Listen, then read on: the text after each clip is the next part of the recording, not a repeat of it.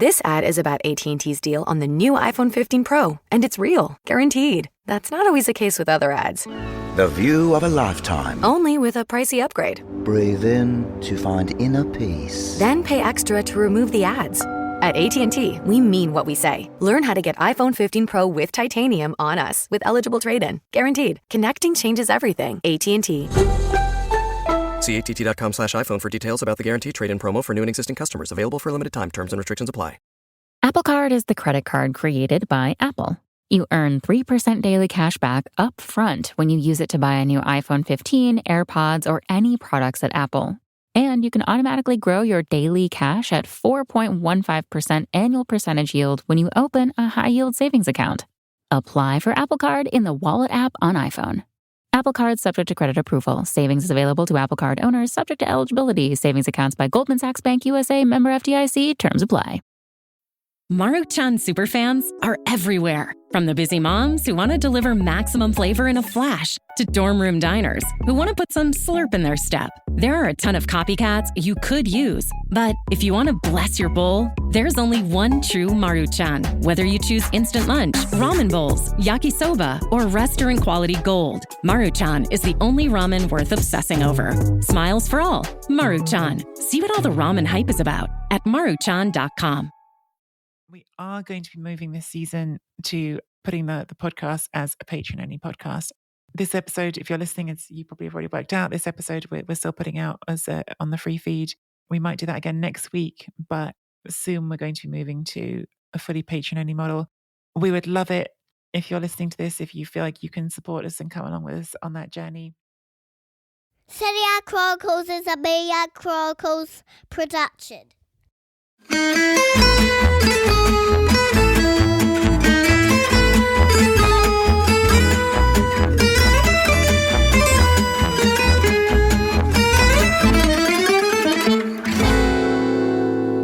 Welcome back, everybody, to the Serie A Chronicles podcast. It's a new season.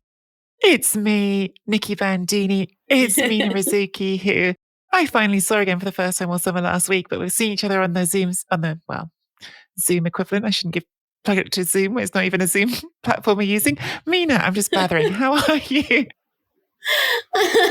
I'm okay. How are you? Actually, I wasn't feeling so good. And then I heard news that Rabiot is probably going to go to Manchester United. And any horrible way I was feeling, just to keep it short, I just exhausted myself overly. And I don't know if anyone knows, but I'm exhausted and I'm needing to go to hospital all the time at the moment. But I felt so much better when I read Ramsey had terminated his contract. And then to hear Rabiot today, I can only tell you that my spirits are very, very high, Nicky. I just hope it goes through. I did. There was a great tweet I saw just before coming on here, and I'm afraid I can't credit it properly because I can't remember who it was. It was someone I wasn't following before. But they'd put Manchester United signing Rabiot really would send a message.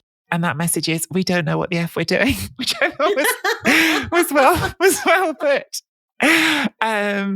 I feel like, having been away all summer, I want to ask me how your summer was. I know, you've just alluded to, you haven't been in top health recently, so maybe it's not the most fun conversation. But I think one thing that certainly we can say coming back to Serie A, Mina, is we are seeing some of your favorite pet hates, some of your favorite gripes with Juventus calmly moved out of the club. There's going to be no more Rabiot. There's going to be no more Aaron Ramsey. Yes. There's going to be no more Paulo Dybala, who we will get to because there's lots to say about him. And even rumours now, no more Alexandro. So presumably, Mina, you are ready for Juventus to go back and start winning the league again. This is all that was needed, right? Clear out the deadwood. I mean, honestly, I don't care if we finish in 8th as long as these players are not on my team again. I care more about that than I actually care about winning. That's telling you something. Do you know what I mean? I mean, here's the thing, Paulo Dybala is a good player, right? So it would seem weird that I would, want him to leave. But because I never felt like it really worked out at Juventus, not because we didn't see his talent, we just didn't see it on a consistent level. And right now, Roma are totally enjoying him and really having a fun time with him. And obviously, we'll talk about that in greater detail. But all I can think in my head is, how long before you're injured? How long? How long? But otherwise, I love Di Maria. I love that purchase. Pogba, I'm a little bit more wary of, just because, again, inconsistent and injuries. But I'm really excited for the season. I just feel like this is honestly the first time that I can tell you I don't know who would win it. Whereas like last year, I was confident of Inter again, and they just narrowly missed out. This season, I just don't know. I don't know who's going to be relegated. I don't know who's going to finish top 6. I don't know anything. Which, if you're paying to listen to me right now, I know you're probably wondering whether or not you can get a refund. But I can honestly tell you, I don't know, because this is probably the most open championship we've had this season, in a while. Yeah, it's fun to come back to. I think I even spoke about this, maybe even on this podcast. Definitely spoke about it a couple of places. By the end of the last season, the season itself was really thrilling, but we had such a sort of intense 18 months of football, or 15 months, because we had COVID interrupted the previous season, and then we got half a season jammed together with the Euros, jammed together with last season. And by the end of last season, I was definitely at a point of okay, I need a break. And I went away and had a lovely break this summer, which was nice. But then to come back from my little sort of trip I got to go to New York, which was very exciting. But to come back from that and to have the women's Euros, which has been amazing. And, even though I always say I pull more for Italy than England, I was pretty on with the Lionesses this summer. It was magical. Oh, the Italians were terrible. Oh God, they were really disappointing, Italy, actually, the Euros. Maybe the less said about the better. But to come back to that and now straight into the Serie A season, I'm with you, Mina. I think it's a really, really exciting season in prospect, because we've already mentioned Juventus. I had to, because of the Rabiot story. I had to start there. But really, where should we be starting? Probably we should be starting with Milan, the reigning champions, who have not changed a lot, but they've brought in Charles, I'm going to say his name badly, like many of these names, Charles de Ketelaere, and that sort of little bit of extra youth injection to the attack. Are they ready to defend it again? Of course, they have said goodbye to Frank Kessie as the one player they've lost and haven't really replaced. Inter, meanwhile, who was so close last season, have not so far lost pieces from that defence. We've been hearing all summer. First it was Bastoni after Tottenham, then it was Skriniar after Tottenham. Neither of those has happened, but now PSG wants Skriniar. So far, they've kept the defence together. Yes, they've lost Perisic, but they've brought back Romelu Lukaku. We've got the big superstar who was the guy who was on all the murals, who was the man who won them the title. So Inter are looking sharp. Juventus clearing out some dead wood, making those moves. And then Roma. I know producer Simon is excited about seeing Paulo Dybala added to that attack with perhaps Pellegrini, Tammy Abraham, Zaniolo, and even this sort of persistent idea, and I know you're going to roll your eyes when I say this name, Mina, but Andrea Bellotti as an alternative as well. Mina, this is an exciting title race. Notice that I haven't mentioned Napoli, because I think that's the one team I'm looking at in that top group that I just think categorically has gone backwards. I think the way that Aurelio Di Laurenti speaks means that I just don't even want to spend much time talking about him at the moment and that team. I just feel like someone needs to muzzle that man. But yeah, Napoli have lost a lot of experience, and that experience wasn't even carrying them through when it mattered. So without that, I'm worried. Or maybe it could reinvigorate the side and it might just change mentalities. We'll see about that. Maybe it's going to be a blessing in disguise to no longer have some of the old guard and have something new and fresh. But without Koulibaly, without Dries Mertens, without Lorenzo Insigne, probably soon without Fabian Ruiz. Oh, I don't know. It's going to be tough. But yeah, you're right. I mean, I think I can't decide. What really irritated me actually was reading Gazzetta today, because they were talking about how far Milan were in comparison to, I am paraphrasing, maybe exaggerating a little bit, but talking about how Milan are so much better at the moment than Inter and Juventus based on their friendlies. And they're judging basically like their game and their win, their 6-1 win over Vicenza. Yeah. When, of course, then comparing that to Inter taking on Villarreal that reached the semi-finals of the Champions League, and Juventus taking on Atletico Madrid. So they're not exactly the level of Vicenza at the moment. So obviously Milan is going to look a lot better in those types of, friendlies. I think when we do look at the friendlies and how Italians have done so far, but, they never take them seriously. So I don't know how much to draw from that. It does look like there are some people who get too excited about summer football. I'm sorry, watch football, enjoy the fact your team's back and you love it. But if you're watching your team beat anyone, I don't even care if it is Real Madrid and you're watching them beat them 3-0 in June and telling yourself that that's what's going to happen when the season starts, you are kidding yourself. I'm just being honest about it. Don't you remember when Atletico beat Real 8-2 or something? And then where did that end up, So I agree with you. But I do think that the four that you mentioned will probably be our top four: Juventus, Inter, Milan, Roma. Which of those teams are you most excited about watching? Just because, some of these teams have changed more than others. If you were the team that I don't know if it's just Juventus because of Juventus connection, but is there one of these teams you're I can't wait to see them play? Oh, I don't want to see Juventus play. I'm interested to see, God no, maybe without Rabiot, there's definitely a more of a bigger chance, but I hope Sandro leaves soon too. I'm really interested in watching De Ketelaere. I think that he is such a ridiculously good talent, and with Origi in there, and there are so many options. I wonder how their midfield will work, to be honest with you, but I'm interested to see them. I'm interested to see Inter as always, because I still believe that Simone Inzaghi plays one of the most beautiful styles of football, and I think that he is so fluid and capable of doing so much. The only thing that stops me wanting to watch Inter is Lukaku, because I just feel like at the moment he's so eager. It's a little bit I don't know how to explain, when it's just oh my God, I'm back. Oh my God, oh my God, oh my God, I'm going to shine and tap dance and jazz hands, and I feel like it's too much, and you just know that he's going to score 3 goals and then be I don't know why I'm not being compared to Ronaldo and Messi, look at me scoring. And it's yeah, dude, but you also failed in other places. So just accept that you're not the world's greatest, but you are very good for Inter. And let's hope that he stays like that. I'm interested to see, though, how he manages it without Antonio Pintus. I do think fitness, conditioning, and everything that Conte and, of course, at the time Pintus bought was so effective. And I wonder how Inzaghi and his team will manage Lukaku. But considering that I think he plays a more complex and sophisticated style of football, I hope that we'll see better from Lautaro Martinez and Lukaku. Roma, though, is the team I think everyone wants to watch.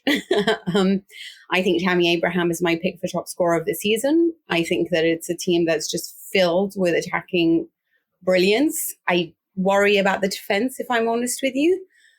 But it's Jose Mourinho, so somehow I feel like they'll be okay in the back. I don't know. I'm interested to see, but it's a lot of money being spent. It's a project that actually is well managed, because a lot of these guys have come in for free. So it's very, very good business on their behalf. And I'm really well done. Chapeau. I think you've highlighted the same clubs that I would have highlighted. I think it's so funny hearing, and I know you have your sort of feelings about Lukaku. We've been back and forth on this player and his. And I was just thinking, have you ever seen the movie Bring It On? And there's the coach who comes in for the cheerleading team. It's all spirit fingers. That's what I was thinking when you were doing your jazz hands. I was like, spirit fingers. These are spirit fingers.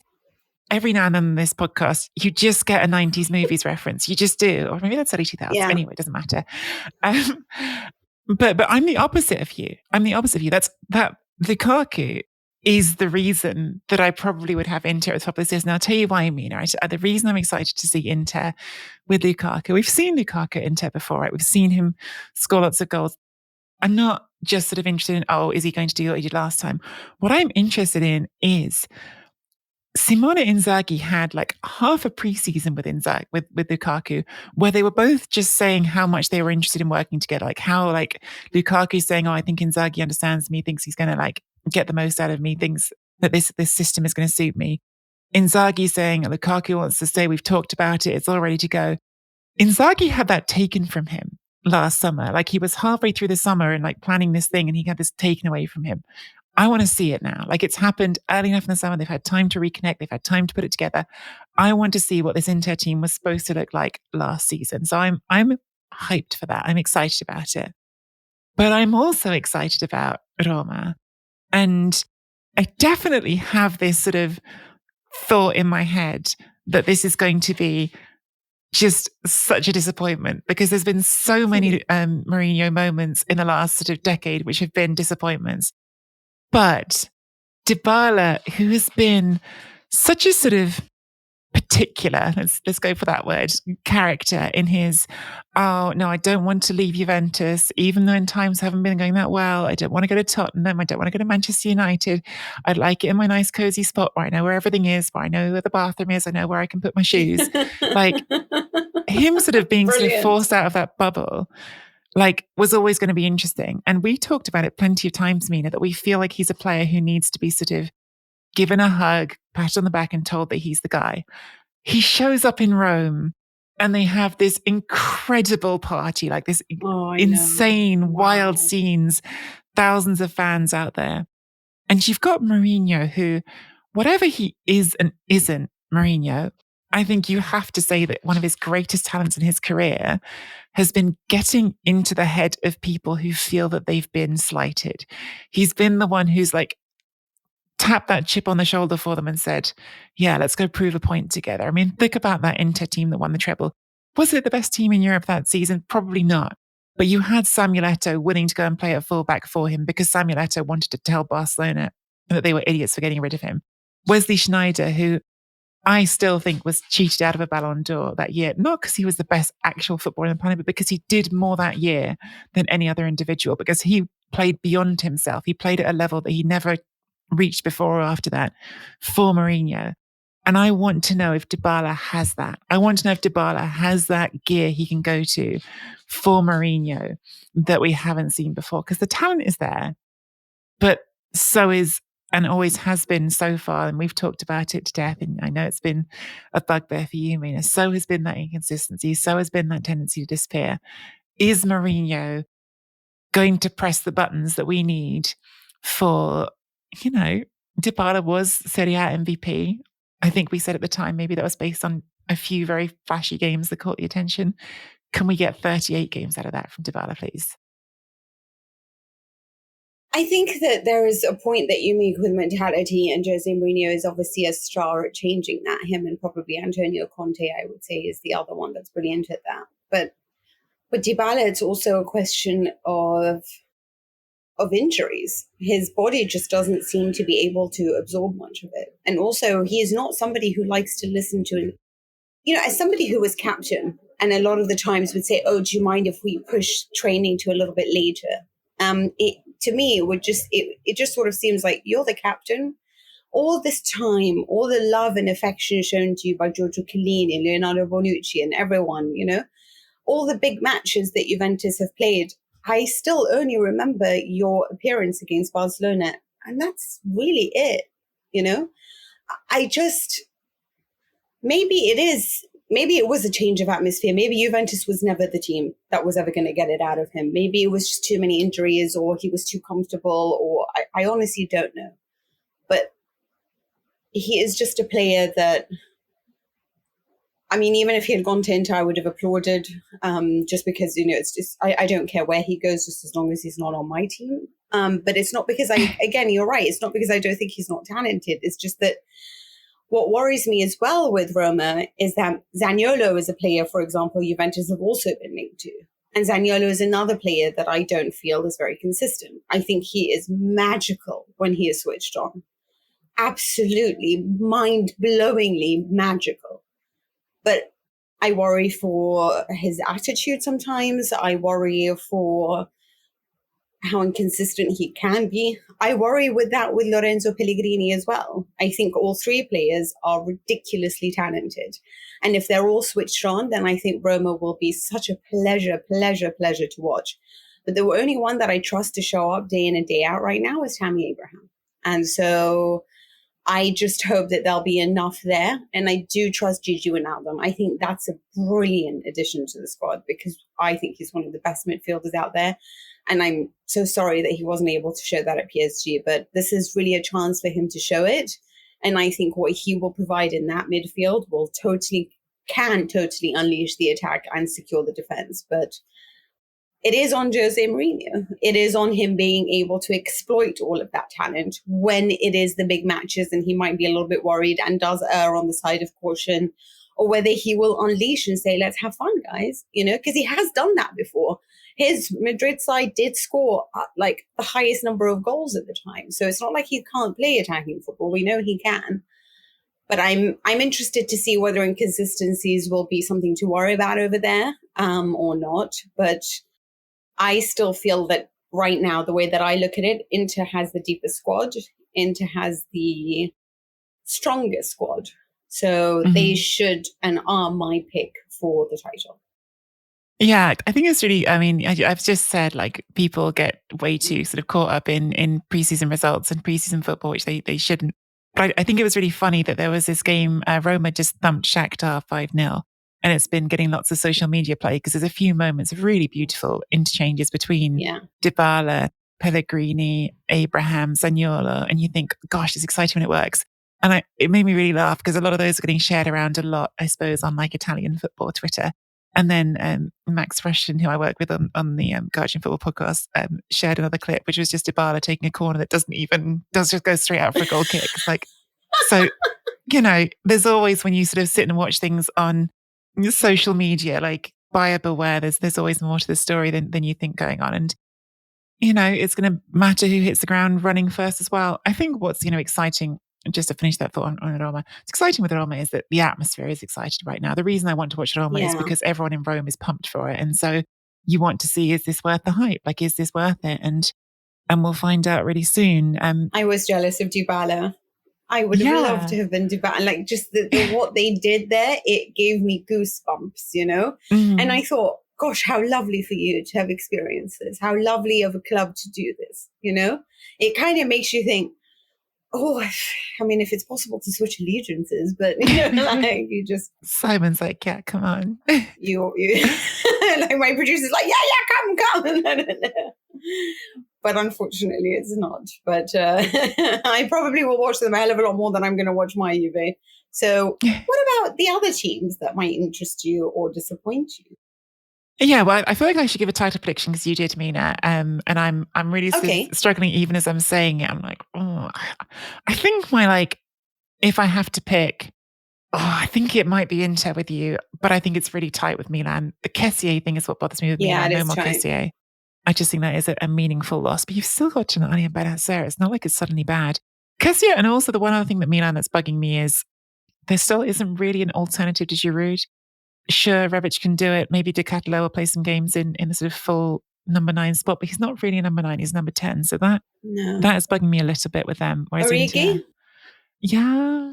I don't like the idea of like Rafael Leao up front with De Ketelaere behind him. I like Leao out on the wide, on the wing. So I hope that he doesn't do a trequartista thing and just sticks with sort of 3 behind the striker. But they are kind of dependent on their old boys that don't really have the health right now to show or to play every game, right? Yeah, exactly. So that's my concern with them. On the other hand, still a very young team, still great manager. I have a lot of faith in them to do well. Juventus, I think if everyone has started the season healthy, I might have put them in conversation, but no Pogba, it looks like, for a little while. Sure, say goodbye to Rabiot and you feel good about that. Say goodbye to Ramsey, feel good about that. But who's starting in midfield? Literally in the first week of the season, is it going to be Fagioli and Zakaria? Maybe that works alongside Locatelli, but Chiesa's out for a bit longer as well. I'm not convinced about that being good enough to win the title. Top 4 for sure. And that's why, I guess, because there's uncertainty about all these teams, it's why I think for me it's probably Inter as my actual pick and then Roma as my dark horse. Now last season Napoli were my dark horse and they didn't win it, so I'm not saying that necessarily. How can anyone ever choose Napoli for anything? Napoli were my dark horse last season and they had some good weeks. But outside of that group, I suppose the other thing to say about Juventus, no more Chiellini, but Bremer, I'm interested to see how he's going to set in because he was so good at Torino last season. Of course, that's exciting. And Kostic is about to arrive any day now. That's a great addition, I think. Yeah. Just because also he's Serbian, plays with Vlahovic for the national team, that should sort of fortify that connection between the two. And I just think that having that and having Di Maria, it is about the midfield. I wonder if what Allegri could do is sort of utilize what Liverpool do with their midfield and sort of just make them there to like secure everything rather than really add much to the attack.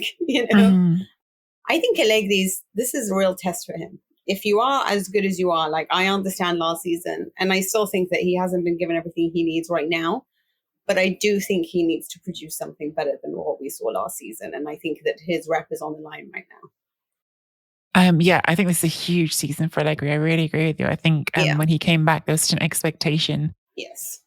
I think unlike last season, where perhaps I felt like it was going to be a really sort of intense group around the top four, I see an intense title race this season. Do I think there's going to be as much pressure on the top four as before? I'm not sure, because Atalanta have had a quiet summer. I mean, they haven't sold pieces so far, or at least not particularly big pieces. So that's, I guess. They sold Piscina. Well, and that was going to lead me on to one of the clubs I am interested to see. I'm not going to put them in the category of teams that I think are going to go somewhere. But for sure, always all the newly promoted teams are interesting, but especially this season, there's a little bit of extra interest around Monza because of the story of Berlusconi and Galliani and bringing things together, and some interesting young players there, and going out and signing players. I mean, it's a bit of a sort of odd set of players that they've bought. Like, a lot of the players that they have signed. Okay, right. You've signed some Serie A names that catch the eye because they're Serie A names. But am I excited for Ranocchia to be at Monza? Well, I mean, I wasn't excited for Ranocchia at Inter. I'm not suddenly thinking he's become a top level football. But I mean, of course, different expectations, different ideas for what you're trying to achieve this season. But for sure, signing Pessina, signing Stefano Sensi is a really interesting one as well. I know we've been sort of so high on him when he's been healthy. The idea of him being there, it's hard not to be intrigued by the project at Monza. Whether or not I think they're going to be brilliant, different question. But of the three teams that have come up, probably the ones doing the most interesting moves in terms of signing players you think might keep them up. I'm still slightly skeptical that any of these newly promoted teams is going to stay up. But they're definitely a team I'm interested in. I'm interested in Fiorentina, just because that was a team that I think was already moving in like a really interesting, positive direction. Luka Jovic, is that someone who can have a career rebirth? Still, not old at all, and I think sort of has had this sort of great sort of crash from the high expectations of being at the beginning of his 20s, but still is only in his mid 20s. So I think that's a couple of clubs that I'm sort of keen to keep an eye on outside of the title race. Is that you want to come back? Okay. Well, I was going to say, sort of, let's divide it, and in the sense of who do you think will meet top six? Okay. And as in the teams that you think will challenge for 5th and 6th, because I think we sort of agree on the top 4. And which teams do you think will or are open to being relegated? Because there's quite a lot of teams that I'm worried about, honestly speaking. And that includes obviously the newly promoted. Monza, I agree with you, but again, Stefano Sensi, is he ever really not injured long enough for us to see how brilliant he is? And can he bring that back? Ranocchia, exactly what you said before. Caprari, Carboni, Brindelli, they're none of these that make me think, wow, but at least they have the experience possibly to stay up, maybe in 15th sort of position. I worry for Lecce. I worry a lot for Cremonese. I worry for Empoli. Neither of them feel like they've made the sort of signings you need to hang on. But I mean, there are other weak teams in Serie A, so yeah. Empoli, I think right now, I mean, they lost Samuel Ricci, and then they just couldn't win anything in the second half of the season. And now they've lost his backup in Aslani to Inter. So I'm just like, I don't understand. They got rid of Andrea Azzoli to bring in Paolo Zanetti, who was with Venezia, who did well, but perhaps not well enough, I think, to steer Empoli out of this mess, really. They do have Mattia Destro. They lost Pinamonti. I'm worried about them. I'm worried about Salernitana. So I would say those are my picks to get down. I think Monza has enough experience to probably overcome that horrible battle at the bottom. But I look at these sides, I even think Sampdoria. I was literally about to ask you, have Samp done enough? I mean, I love Ciccio Caputo, but even saying goodbye to Candreva, who a million years old, but is that someone who's going to be missed? I don't know. There's a lot missing, isn't there? Exactly. So I think that what's interesting is that there are a bunch of good teams, very good teams, and a bunch of really bad teams, And I'm surprised by the number of bad teams that there are this season. I'm a bit excited about some of the newly promoted sides. As for Fiorentina, I'm so interested to see Luka Jovic. I think under Italiano, he can make everyone brilliant. And Jovic at the time was really brilliant. I mean, I know Real Madrid, like, unfortunately, like, it wasn't a situation that works, but very few people really work in Real Madrid. And I think that's why Totti continues to tell us about why he rejected the proposal. Which I think is the reason his wife was like, right, I can't listen to the story anymore. We've just got to separate. Sorry. That is mean, but it's so cruel. It is so cruel. But anyway, but I think that maybe Jovic can do something at Fiorentina.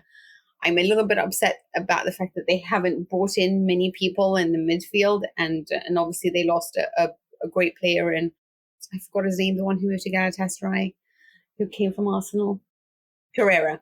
I'm upset about that, but otherwise I think he's a brilliant addition to any side. So Bologna is another one. What if they lose Arnautovic to Manchester United? Yeah, what a weird transfer rumor, Arnautovic to Manchester United. I mean, at Manchester United making some moves, hey? I mean, him and Rabiot, and they just think, oh my God.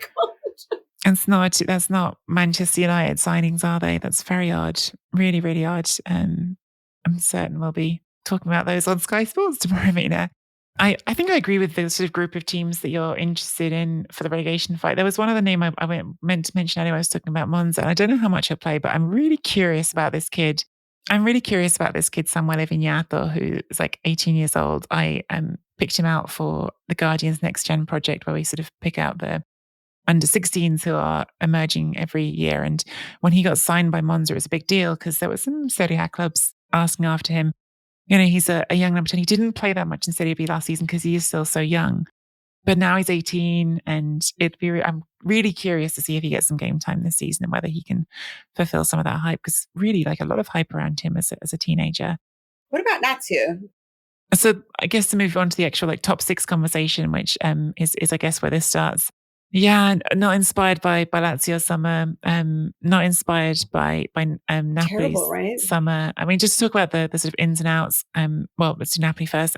Napoli obviously said goodbye to Osimhen, not Osimhen, to Koulibaly. Sorry, Osimhen's the one good piece they've still got. Don't scare them. Yeah, I was going to say. I mean, don't rule it out with De Laurentiis. But say goodbye to Koulibaly. This is not from the end of the season, it's from like March, but there was a stat I saw from like March in Serie A last season where I think if Osimhen was playing, the difference between Osimhen, why do I keep saying Osimhen? Just got Osimhen on the brain today. The difference between Koulibaly in the team and not in the team was about 0.8 points per game for Napoli last season. So absolutely drastic difference in results. It's pretty much the same for Osimhen. Yeah, I think it might not be this similar, similarly impactful. But you've said goodbye to him and you've replaced him with Min Jae Kim. I don't know much about Min Jae Kim, right? He's come from Fenerbahce. I'm curious to see how he gets on, but it feels like it's going to be a big step down from Koulibaly. They've also brought in the winger whose name I'm going to be mispronouncing all season, Kvaratskhelia, who there's sort of a lot of curiosity about, because again, sort of 10 million euros on a player who we haven't seen playing for a top club in Europe. I suppose 10 million euros isn't that much nowadays, but curious, but not things to get excited about. And to draw a contrast between Roma in particular, because we were talking about Roma and how great the atmosphere has been. I mean, absolutely sort of open hostility at this point between the fan base and the ownership, and indeed Luciano Spalletti as well, I think is becoming rapidly unpopular amongst the fans at Napoli. So that's why I'm really struggling to see them breaking into the top 4. But at the same time, simple sort of, is there enough talent in the team to finish in the top 6? Of course, I'm putting them in top 6 conversation. If they get Raspadori. Yeah, it would be a nice signing for sure. That's someone who actually like fits this gap for, losing Insigne and losing Mertens. I think it's just the level of sort of identity that you've lost with those names, right? Because Insigne is your captain, and then Koulibaly is your deputy captain, and then Mertens is the other sort of old sort of, I don't know, hand in the locker room, the sort of old leader. It's a lot of sort of, I don't know, it's a lot of identity wrapped up in those players that I think is lost. For Lazio have had a quiet summer. It hasn't been sort of like such an openly bad summer as I'd say Napoli have had, but they haven't made moves that make you sort of feel like, excited for what they can do. I mean, completing the deal for Zaccagni, bringing in Romagnoli. It'd be nice to see him have a rebirth, obviously working with a manager who once upon a time, sadly, did have this reputation for working very, very well with defenders. Marcos Antonio from Shakhtar, kind of interesting, but yeah, there's not a lot there that jumps off the page at you, is there? Well, also, it's a little bit worrying to see if Luis Alberto, who is unhappy there, what he's going to do. I mean, he did want to move to Sevilla, but with Isco moving there, that looks like he might have to stay at Lazio. And then obviously it remains to be seen if they can hold on to Milinkovic-Savic until the end of the transfer market, because You want him at Juventus so badly. Oh, I desperately want him. There. But I honestly think that, for United that's going around buying, players from Bologna and rejects from Juventus, then that should really be the guy that you're going for, But I'm interested to see if someone's going to just wise up to the brilliance that he is and if they can hold on to that. But I worry about them because also there's a possibility, Acerbi's probably going, That's a lot of experience in their back line. I know he hasn't got a great reputation when it comes to the fan base who dislike him deeply now. But he is somebody who offered, he's an Italian international, so he offered a lot of experience and he is important to that back line. And hopefully Romagnoli can do enough to ensure that they're still safe at the back. But I worry for Lazio, honestly speaking. I do trust that Sarri is good enough to get them somewhere far, but when I look at the competition, there isn't that much because I don't know how much I believe in Torino either. So who is really pushing for a top 6 position? We're talking about Fiorentina, possibly Torino, possibly Lazio. That's really it. Atalanta, yeah. Yeah, Atalanta, absolutely. Torino, obviously, saying goodbye to Roma is a big loss. Berlotti feels like less of one just because he was injured so much last season. But yeah, these are big names to move on from. That is what we've got time for today. I wanted to take this sort of moment to sort of address what our plans are for this season. Mina, obviously, we worked our bums off last season to try to get a sponsor for this podcast and continue to over the summer. It's been a frustrating process because this podcast, thanks to you guys listening, was pretty successful in our first season. We had 40,000 monthly downloads, 10,000 downloads a week, more or less, which is really sort of very much in the category that we were hoping for and we were really proud of. Unfortunately, we just haven't been able to find a solid sponsor to allow us to keep the show free to air, as it were. If something comes along that's still an option we'd love to pursue, we'd sell the option that we'd prefer to pursue, but we just haven't been able to find that. And so we are going to be moving this season to putting the podcast as a patron-only podcast. Unfortunately, I'm going to say unfortunately, I prefer it not to be that way. This episode, if you're listening, as you probably have already worked out, this episode we're still putting out as on the free feed. We might do that again next week, but soon we're going to be moving to a fully patron-only model. We would love it if you're listening to this, if you feel like you can support us and come along with us on that journey. But unfortunately, we are going to have to find a way of making this podcast sustainable. Also, because it's not just us two. Yeah. There's a lot that goes into this podcast, and it's really for all of us to maintain or make sure that it's sustainable. Yeah. I mean, I want to be explicit about this. I think openness is always the best policy. We're not doing this to get rich. This is not a podcast that's ever going to be some giant money spinner. We just, need it not to be costing everyone money to put together, because we have got a producer, Simon, who works on it for us every week, and it needs to support itself as a show, and that's why we think Patreon is the way going forward. With all of that in mind, if you are up for supporting the show, for coming with us on that next step, serieachronicles.com/Patreon is the spot to go to get our content. We have got some new Chronicles Tifosi to give a shout out to. Mina, shall we split the list? I'll do the first ones and then you can do a few as well.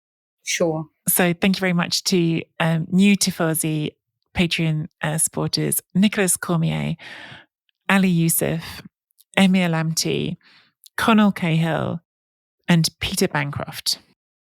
And Ajit Paul Mangat, Luca Napolitano, Josh. Just Josh. Enrico Donghi, Peter Sharland, and Just Jack. Actually, if Just Jack is from Will and Grace, but It is Jack and no surname. Jack and Jill. Well, we're waiting. Oh, we have got Jill, haven't we? Isn't... So just Jack, which is from Will and Grace. But anyway, it is just Jack and not Jack and Jill or anyone. Oh, there is a Jill. Oh, God, maybe you two. Never mind. We are doing like a blind date now, Nicky. But just to reiterate, we still want to maintain most of what we did last season, if we can, obviously. And if it allows us to, depending on how it's going on Patreon. We are sorry that we have to do this. I know, like now with the way that things are in the world, you know, you don't want one more thing to pay for, but hopefully it is a price point that can actually not harm or do too much damage.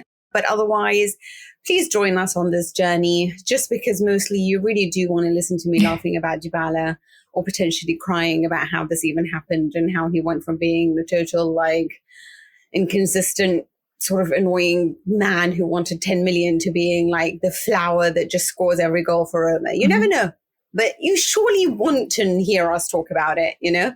So join us, and you can do so by subscribing at SerieAChronicles.com/Patreon. You can also leave us a one-time tip via Ko-fi. Links to both of those on our website, which is SerieAChronicles.com. For a second there, I forgot our website address. Find us on Twitter at Nicky Bandini and at Mina Rzouki. I know that I haven't been there, but I promise you after Rabiot's news today, I will be back and blazing. Just imagine this guy really takes off at United. I don't know. Follow Serie A Chronicles on Twitter, Instagram, Facebook, and YouTube. And hopefully you can continue to enjoy all the innuendos, all the madness, and the funny tit for tat that me and Nicky have. Ciao.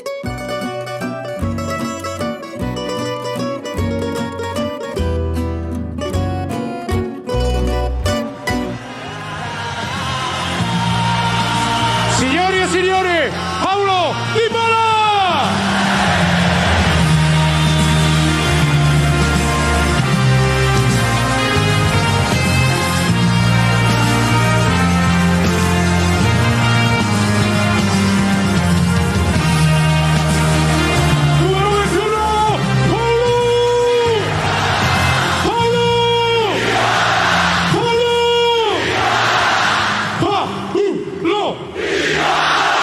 Grazie a tutti e forza Roma!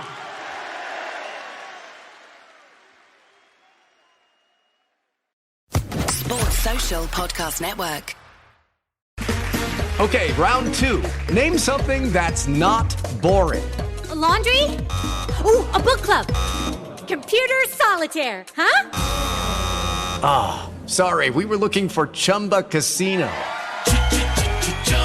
That's right. ChumbaCasino.com has over 100 casino-style games. Join today and play for free for your chance to redeem some serious prizes. ChumbaCasino.com. No purchase necessary. Void where prohibited by law. 18+ terms and conditions apply. See website for details.